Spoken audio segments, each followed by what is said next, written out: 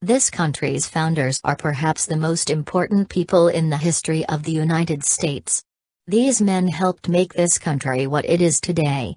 But in Wisconsin, a group of activists are working towards erasing them from history. James Madison Memorial High School recently had a student come forward to claim that the name of the school offends her. She said in a statement that the significance of this name in association with my school has a negative effect on Memorial's Black students. The lack of representation I feel in this school makes me feel more than unsafe.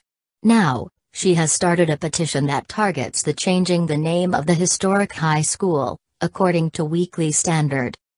At the time of this writing, the petition has received a staggering 1,500 signatures.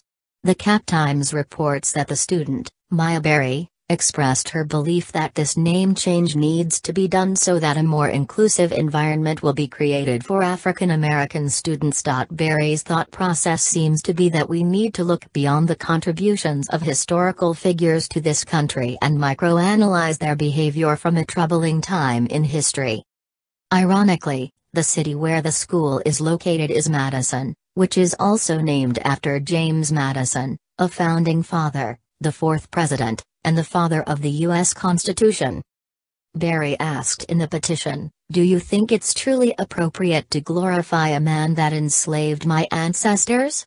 She went on to say, with the education disparity between black and white students being a huge concern in the Madison Metropolitan School District, and if you truly care about black students, you would change the name of Memorial High School. Unfortunately, changing the school's name will not change that educational disparity. It is reliant on the individual to make the most of the opportunities they have. A name change won't make a difference regarding test scores. This trend is a truly unsettling one. Trying to erase these names from institutions, and getting rid of memorials, according to Jay Cost in the Federalist Papers, endangers the perpetuation of our republic. He also stated that understanding our government requires us to understand what these men thought and did. The decisions they made, and the assumptions behind them, reverberate through the generations, into the present day.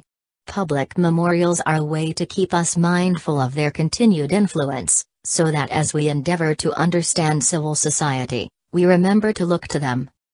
Her issues with the school stemmed from getting treated in a racist manner by faculty and students at the school.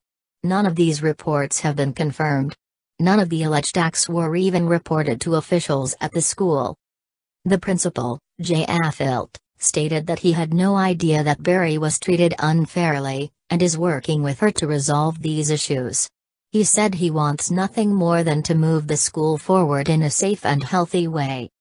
There is no news as to whether or not the name change movement will succeed. It is a big deal to change the name of a high school, especially one that represents an important person in our history. The irony here is in the fact that without James Madison and the other founding fathers, Berry wouldn't have the freedom to create a petition,